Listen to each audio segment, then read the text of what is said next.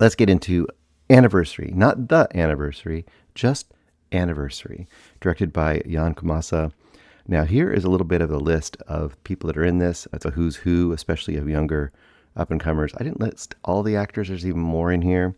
But you've got Phoebe Dynevor as Elizabeth, or Liz. You've got Diane Lane. We all know Diane Lane as Ellen. You got Kyle Chandler, Paul.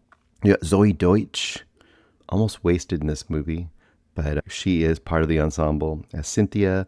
You got Madeline Brewer as Anna, and you got McKenna Grace as Bertie, and you got Dylan O'Brien as Josh. So what is Anniversary? It's part social scathing satire, maybe not really too much of a satire, but it's somewhat of a satire, but social examination, I guess, of a alternate present, I guess would be the way to promote it. And also I look at it as an alternate version of The Celebration, ironically, a movie from 1988. The Celebration was about a family gathering of kind of rich Scandinavian people where the patriarch and matriarch of the family are having an anniversary on their celebration, if I remember correctly.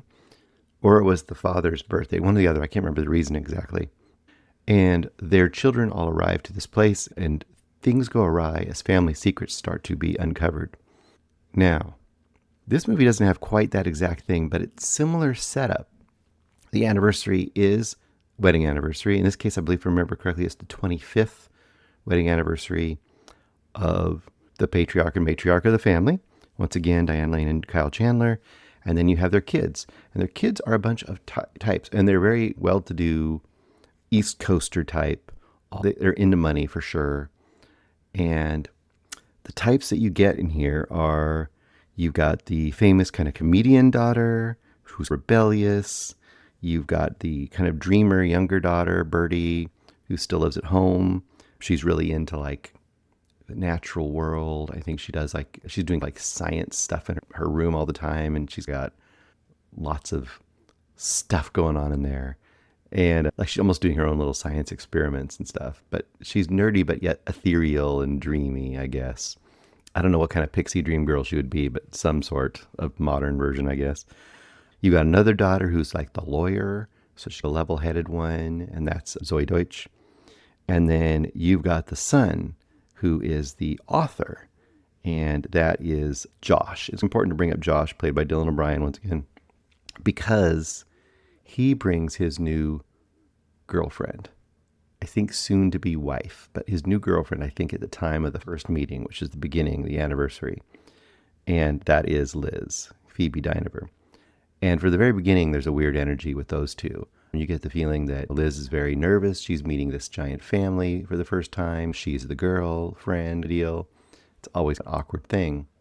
And Josh also seems to be, of all of the kids, he's the one that's not the loser exactly, but he's definitely not achieving to the level of some of his older siblings. Now, obviously, Bertie, the younger one, she's not really achieving anything yet, but she still seems like she's the baby of the family. So she might be kind of doted on by the parents. So anyway, you've got Josh and Liz there, and it's kind of this awkward thing, of course. You're like the boyfriend or girlfriend meeting family, right? The awkwardness is ramped up, though, by the fact that Liz turns out to be a former student of the mother of the family, who is a professor. And by the way, I didn't mention that. Diane Lane's character is a professor, and Kyle Chandler, the father, he is like a chef. He has his own restaurant, a high-end, renowned restaurant.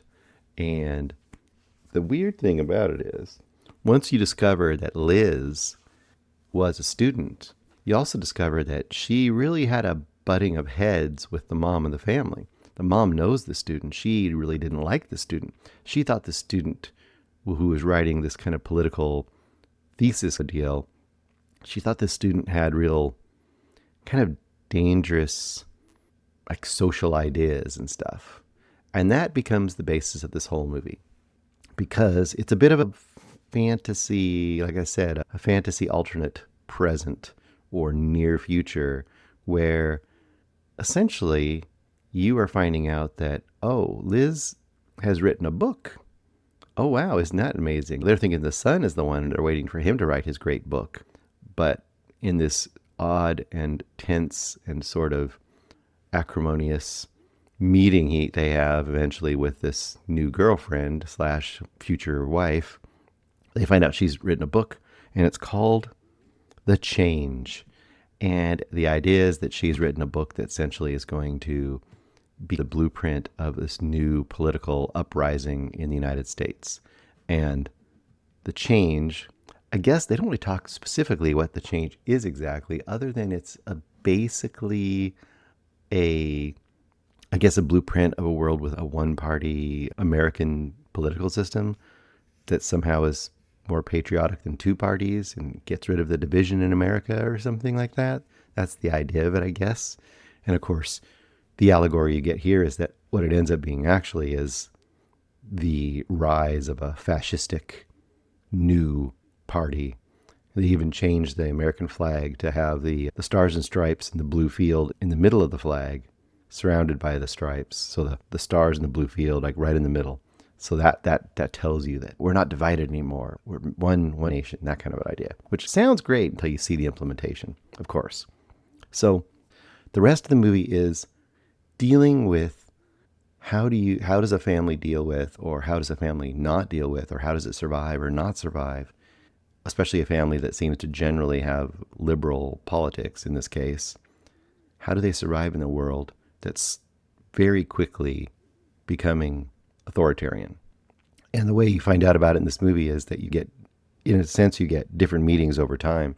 So there'll be jumps. There'll be like, I don't know, 20, 25 minutes of the first anniversary. You kind of get an idea of who these people are. And then you get like a political advertisement, maybe a corporate advertisement with political overtones.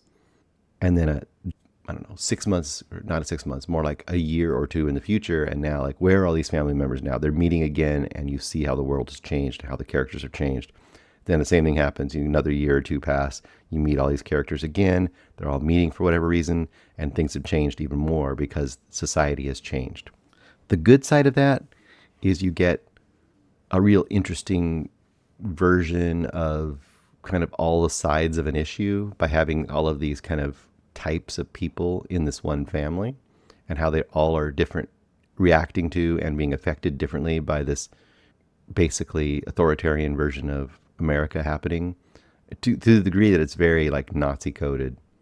But for me, what doesn't work so much, first of all, I would recommend this movie. I would sorry say I'm a 3.5 stars on it. It's very well directed. It's very well acted. I mean, this is one of those movies that you watch, and I wouldn't say these people are unknowns, but I say this is one of those movies where you watch and like every person in this movie could conceivably, like any of the principals at least, could conceivably have an Oscar in the future, especially of all the children in this movie, which are all in their 20s, early 30s. All of these people might have Oscars 10 years from now, whatever. So that is interesting to see, like small-ish roles for future possible stars. I would say of all the characters, to me, the one that's most surprising, because Liz is a showy role, right? She's the one who's coming in and becoming this kind of cultural, like, powerhouse out of nowhere, this leader and architect of a movement. But the one who's really interesting to watch is Paul, because the way Josh. I get all the names mixed up. There's too many like generic names. Josh is the son, right? The kind of semi-loser son who's with Liz. It's interesting to watch his path because he starts out already seemingly in the shadow of his girlfriend. Already, like I said, not a loser exactly, but he's floundering as a wannabe author, not really making it, but working his way through things. And watching him become a very different kind of person by the end of the movie. And I think that's the point, is you want to see his progression and how that could happen. In some senses, he becomes the main character to some degree. And of course, you're watching everyone else in the family and how they get affected by this world. Now, those are all the good things about this movie. This shit is a movie, though, with the production it has, with the acting it has, with the tight script that it has, this should easily be a 5-star movie for me. The reason it's not is it does something that really, for me, makes the message not work as well. In the same way that, say, something like Civil War or some of these other recent movies that are trying to deal with the current state of the world, especially of the American world. And that is, to me, they are gutless and general with their ideology, which to me makes them easy to dismiss for those who might need to get the message. For those who are already on board, for who are afraid of these kind of things happening in the world and see these things starting to happen in the world and are trying to raise the alarm bells, they're already going to watch a movie like this and be like, yeah, this is exactly right. This is how it's going to happen. This is what could happen. That kind of a thing. For those who aren't, it's easy to watch a movie like this and go like, well, this is just fantasy. This is just the deluded fears of a liberal mind, and this is not how the world works. So they can easily just dismiss this kind of movie as like just useless drivel and just overheated ideology posing as a movie. And that would be, I think, a big way that kind of another side of things could, like I said, dismiss this movie. That's why I say gutless. That's what angers me about a movie like this, because it has all the tools. It obviously is using them really well. I have no doubt that Jan Komasa is going to keep making great movies and has made great movies. But here I would say the problem is they don't have a great script. They have a good script that will dazzle you like it's a great script. When you think about it, it really doesn't. Because like I said before, all of these characters are types. They're types of people, but we really don't get to know them as full-fledged human beings. The closest we get are the two parents. And even then, we're just not really getting that kind of, I don't know, just don't feel like rounded people. And on top of that, we're not getting a real version of America as we know it. And they say, well, this is symbolic and this is an allegory and all that kind of stuff, which is great. And allegories can work great for certain things. But when you know what the reality is, I think it's much more powerful and gutsy to actually adopt an opinion or actually adopt a view of the real world as it is and try to make a point or show things in a way that really takes a stand one way or the other and really takes a risk and is really like in your face, punch you in the face kind of filmmaking. This movie is not going to do that. Like I said, it's going to, like I said, like for example, you don't really know exactly what the change is. What exactly is the way that this leads to this authoritarian world that we're shown like glimpses of? And you could say, well, that's the genius of this. It's very subtle. It's like, well, no, it's not. It's just, it's wanting to have its cake, its anniversary cake and eat it too. It doesn't want to actually get into nitty gritty of how would this occur? Like, how would we get this world? Once again, it's like the post-apocalyptic movie that doesn't want to show you the apocalypse, just wants to get to the post-apocalypse. I think we need to see the apocalypse when it's something like America becoming a full authoritarian, fascist, and quote, neo-Nazi, unquote, regime.